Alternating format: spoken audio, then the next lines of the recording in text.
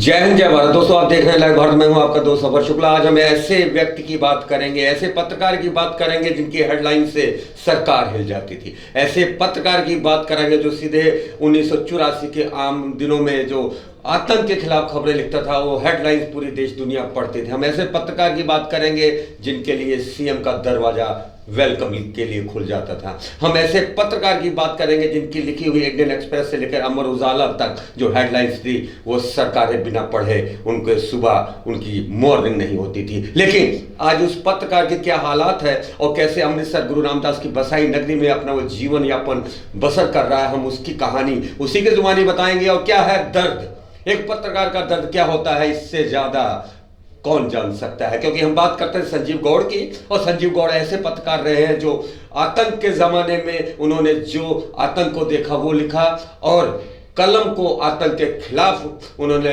लड़ाई लड़ी। तो आज लड़ाई लड़ने के बाद आज भी भले उनकी मानसिक हालत ठीक ना हो, लेकिन जो वो कहते हैं दिल से कहते हैं। आज लाइव भारत के कैमरे में क्या कहा आप भी सुने। पंजाब के मुख्यमंत्री ज्ञानी जैल सिंह ने ही स्वयं प्रोफेसर दरबारी लाल को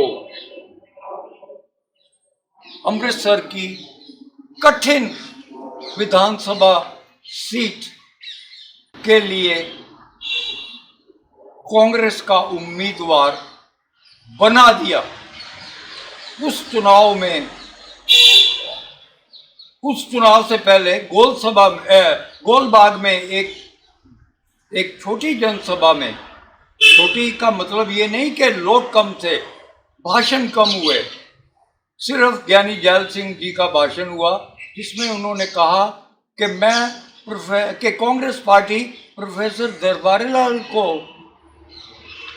इस कठिन विधानसभा सीट के लिए खड़ा कर रही है, और मुझे उम्मीद है कि रब दी दुआ नाल और प्रोफेसर दरबारी लाल दी काबिलियत और ईमानदारी नू नज़र रख के अमृतसर के निवासी उन्होंने विजय का सेहरा पाएंगे।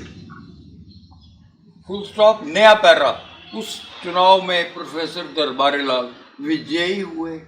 जहाँ तक याददाश्त का सवाल है, इनके सियासी विरोधी श्री बलराम जी दास टंडन उस चुनाव में जनसंघ के उम्मीदवार या बीजेपी के उम्मीदवार के रूप में हार गए। प्रोफेसर दरबारी लाल उसके बाद चंडीगढ़ में ही ज़्यादा समय रहे, और अब जब कांग्रेस पार्टी ने एक भयंकर गलती की कि उनको पिछले विधानसभा चुनाव में अपना प्रत्याशी नहीं बनाया, तो वो अब अमृतसर में सियासी संन्यास के रूप में अमृतसर वासियों ही नहीं, सारे देश और विदेश में बैठे धर्म और संस्कृति, सभ्याचार, साहित्य और इतिहास के उपासकों का मार्गदर्शन कर रहे हैं। इतना अभी तो मेरे को, तो इतना ही मैं बोल सकता हूँ। चलिए, ये विचार थे, ऐसे विचार थे जो अमर उजाला में सुर्खियां बनते हैं, कई अखबारों में ये रहे और देश दुनिया इनको जानती के नाम से जानती है। ये अब फिर वो आप बोल रहे हैं प्रोफेसर दरबारी लाल। एक मिनट, क्योंकि मेरा बहुत बार वहाँ पर इनके जब ये सैर कर रहे होते थे, फिर डिप्टी स्पीकर या स्पीकर जब बने तो 2-2, 4-4 मिनट इनके साथ सैर करने का भी, जब मैं इनसे तो ये पूछते थे काका अमृतसर का की हाल है, मैं क्या सर यही थे उन खुद चरना। और प्रोफेसर दरबारी लाल को पता है कि मैं इंडियन एक्सप्रेस से मैंने अपनी पारी शुरू किया, उसके बाद स्टेट्समैन, जहाँ से मैंने पत्रकारिता सीखी, जहाँ से मैंने अरुण शौरी को की जिसको उपासना बंद करी, और श्री सुनंदा के दत्तरे की उपासना, और अपने मालिक श्री CR ईरानी की, जिन्होंने कहा लिखने में चूंडी वड्डी दी है, लिखने में किसी की पगड़ी नहीं उछालते। You have to, now I shall speak in English to not to impress Professor Darbari Lal. He can teach me English to tell you that if you have introduced me very और non properly ये कर चुके हैं ये. You have Amar Ujala is my last paper and I have learn so much from Amar Ujala. I have learn so much from Amar Ujala. जो मेरे मालिक थे श्री अतुल महेश्वरी, उन्होंने कहा देखो बेटे, हमें पता है तुम्हें अंग्रेजी अखबारों का बहुत तजर्बा है, पर हमने हिंदी में काम करना है. SGPC और ख़ास तौर से अकाली दल ने पंजाबी में अपने प्रेस नोट भेजने हैं. तुमने पंजाबी से हिंदी में उनका तर्जमा करना है. अंग्रेज़ी बड़ी मुश्किल लिखते हैं टाटा, और ये इनके प्रेस नोट भी आने जो हमारे व्यापार पेज पर छपने हैं, उसका भी तर्जुमा करने का तुम्हारा ही जिम्मा होगा. प्लस तुम्हें पंजाब, हरियाणा, हिमाचल, इसकी जहाँ मर्जी तुम जाना, जहाँ मर्जी. पर मेरी उम्र हो गई. और चंडीगढ़ की एक हफ्तावार डायरी लिखना, चंडीगढ़ डायरी, वो मैं 4 साल चंडीगढ़ डायरी लिखी. मेरे बहुत कहने के बावजूद उन्होंने नीचे शहर यार नाम से उसके नीचे लिखने लग पड़े. मैंने श्री राजेश रापरिया जो हमारे संपादक थे, मैंने कहा सर, मैंने इंडियन एक्सप्रेस में भी काम किया, वहाँ भी चंडीगढ़ डायरी अंग्रेजी में छपती थी. उस पर कि सारे कंट्रीब्यूट करते थे, उसमें सारे कॉरेस्पॉन्डेंट, नाम नहीं किसी का छपता था. इस करके ये कहते नहीं शहरयार तो मेरठ में जो बहुत बड़े वो बहुत बड़े शायर हुए हैं उनका नाम है. मैं कहा सर मैं अब एडिटर से बहस तो नहीं ना कर सकता. तो सारी जब तक मैं अमर उजाला ने मुझे जब तक कहा कि अब बस, अब तुम घर बैठो, तुम्हारे जितने पैसे हैं मिल जाएंगे हैं, तो वो कॉलम छपता रहा. उसके अलावा विशेष संवाददाता, मैं अपना नाम बहुत कम, 21 दिन लगातार जब भिंडरांवाले का कहर चल रहा था, इंडियन एक्सप्रेस की लीड एक्सप्रेस न्यूज़ सर्विस, वो लिखने वाला कौन था?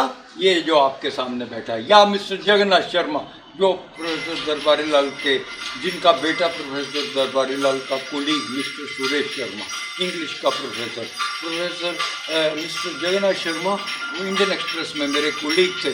या वो लिखते थे या मैं लिखता था. 21 दिन कहते हैं, आज 21 दिन हो गए लगातार साड़ी असी ट्रिब्यून नू मात कर रहे हैं. ट्रिब्यून का मिस्टर दलबीर सिंह या चीफ खालसा दीवान के जो थे चीफ सेक्रेटरी जो भी थे, वो एक दिन इंडियन एक्सप्रेस आए, मुझे ऐसे करके कहते आई एम दलबीर सिंह. मैंने कहा सर, ट्रिब्यून के अखबार के पत्रकार इंडियन एक्सप्रेस में आ गए. कहते नहीं, मैं ट्रिब्यून का अखबार का पत्रकार नहीं हूँ, उसके स्पेलिंग है DALBIR. मैं कहते हैं मेरे स्पेलिंग है DALBIR, वो लिखता है DILBIR. वो दलबीर सिंह ट्रिब्यून का, मैं चीफ खालसा दीवान का सेक्रेटरी. उसके बाद वो 5 नंबर या 11 नंबर रतन चंद रोड पर रहते थे, उनके घर उन्होंने 1-2 बार मुझे अपने घर बुलाते हैं पत्रकार को. मुझे भी जब लग गया कि ये आदमी कोई धोखा देने वाला नहीं है, ये आदमी, मुझे कहते बेटे कल तैयार रहना, मैं कल तुझे आर्मी की उसमें लेकर जाना चाहता हूँ, आर्मी की पार्टी हो रही है, कर्नल एंड अबव, तो तू मेरे साथ. उन्होंने कहते मुझे बुलाया हुआ है. मैं कहा सर मुझे तो नहीं बुलाया हुआ. कहते नहीं, मैं तुझे कहूँगा, इंट्रोड्यूस करूँगा, ये इंडियन एक्सप्रेस का कॉरेस्पॉन्डेंट है, तो वो तेरे को ड्रिंक भी ऑफ़र करेंगे, तुझे खाना भी ऑफ़र करेंगे. वही हुआ. पर हम दोनों ने अपना सादा सा खाना खाया, ड्रिंक ना उन्होंने किया ना मैंने किया, क्योंकि हमारी ट्रेनिंग में कहा गया कि खाना, इंडियन एक्सप्रेस की ट्रेनिंग है ये, कि खाना खा लो पर वैष्णो खाना खाओ, ड्रिंक घर करो अपनी जे करनी हुई है. अव्वल से कहते मेरे नाना जी ने मुझे क्या कहा, मेरे नाना जी gold medalist, veterinary doctor Nahan में, retired as deputy director animal husbandry. जब मैं पत्रकारिता ज्वाइन किया वो लुधियाना में थे, मैंने रेलवे से, तो मैं उनके पाँव हाथ, नाने दादा बराबर थे. मैं क्या नाना जी, कहते चल बेटे तेरा डिसीजन है, तेरे पिताजी तो है नहीं, मेरे पिताजी तो 72 के स्वर्गवास हुए हैं, पर 2 काम ना करना तो फिर कोई नहीं, वरना पत्रकारिता 5 साल में ही मर जाता है. Because in our family there are journalists. There in our family, I don't want to mention their names.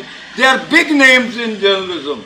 My family, but I don't want to. They are, sir वो स्वर्गवासी हैं, वो जो मेरे रिलेटिव थे, तो मैं कहा कौन कौन से नाना जी? कहते एक सिगरेट ना पीना, मैं पीता भी नहीं था तब, और एक शराब ना पीना, और तू वेजिटेरियन से सी गई हैं। 2.5-3 साल ना मैंने सिगरेट पी, ना मैंने शराब पी। 2.5-3 साल के बाद एक बार कालका मेल से, चंडीगढ़ से अमृतसर आ रहा, तो एक आदमी सिगरेट पी रहा, मैंने उससे मांग के पी लिया, क्योंकि मैं पहले पीता था जब फादर की स्वर्गवास हुआ, उसके बाद कभी कभी पी लेता था। वो फिर पीने लग पड़ा, तो फिर पीने लग पड़ा सिगरेट। शराब पर मैंने बड़े मैं नाम नहीं लेना चाहता, ये जो क्या प्रोफेसर साहब के सामने बोलना, सूरज के सामने बोलने के बराबर, मैं नहीं बोलना चाहता। चलिए, जय हिंद, जय भारत। ਸਤਿ ਸ਼੍ਰੀ ਅਕਾਲ ਜੀ ਸਾਰਿਆਂ ਨੂੰ। ਮੈਂ ਹਾਂ JP Singh, Cambridge international academy ਤੋਂ। ਕੋਵਿਡ-19 ਦੀ ਮਹਾਮਾਰੀ ਤੋਂ ਬਾਅਦ UK, USA, Canada, Australia student visa ਦੇ ਨਿਯਮਾਂ ਵਿੱਚ ਆਇਆ ਹੈ ਵੱਡਾ ਬਦਲਾਅ। ਜੇਕਰ ਤੁਸੀਂ ਵੀ ਇਹਨਾਂ ਕੰਟਰੀਆਂ ਦੇ ਵਿੱਚ ਸਟੱਡੀ ਵੀਜ਼ਾ ਅਪਲਾਈ ਕਰਨ ਬਾਰੇ ਸੋਚ ਰਹੇ ਹੋ ਤਾਂ ਕੈਂਬਰਿਜ ਇੰਟਰਨੈਸ਼ਨਲ ਅਕੈਡਮੀ ਦੀ ਐਕਸਪਰਟ ਟੀਮ ਤੋਂ ਸਲਾਹ ਲੈਣਾ ਨਾ ਭੁੱਲਣਾ, ਕਿਉਂਕਿ ਕੈਂਬਰਿਜ ਇੰਟਰਨੈਸ਼ਨਲ ਅਕੈਡਮੀ ਕੋਲ ਹੈ ਪਿਛਲੇ 13 ਸਾਲ ਦਾ ਵੱਡਾ ਤਜਰਬਾ, ਜਿਨ੍ਹਾਂ ਦੀ ਮਦਦ ਦੇ ਨਾਲ ਹਜ਼ਾਰਾਂ ਹੀ ਪੰਜਾਬ ਦੇ ਨੌਜਵਾਨ ਵਿਦੇਸ਼ ਦੇ ਵਿੱਚ ਆਪਣਾ ਚੰਗਾ ਭਵਿੱਖ ਬਣਾ ਚੁੱਕੇ ਨੇ। ਜੇਕਰ ਤੁਸੀਂ ਵੀ ਵਿਦੇਸ਼ ਪੜ੍ਹਾਈ ਵੀਜ਼ੇ ਤੇ ਜਾਣਾ ਚਾਹੁੰਦੇ ਹੋ ਤਾਂ ਸਕਰੀਨ ਤੇ ਡਿਸਪਲੇ ਹੋ ਰਹੇ ਨੰਬਰ ਤੇ ਕਾਲ ਕਰਕੇ ਤੁਸੀਂ ਮੈਨੂੰ ਅੰਮ੍ਰਿਤਸਰ ਤੇ ਜਲੰਧਰ ਆਫਿਸ ਦੇ ਵਿੱਚ ਮਿਲ ਸਕਦੇ ਹੋ, ਔਰ ਅਸੀਂ ਕਰਾਂਗੇ ਤੁਹਾਡਾ ਵਿਦੇਸ਼ ਦੇ ਵਿੱਚ ਪੜ੍ਹਾਈ ਕਰਨ ਦੇ ਸੁਪਨੇ ਨੂੰ ਸਾਕਾਰ। ਧੰਨਵਾਦ।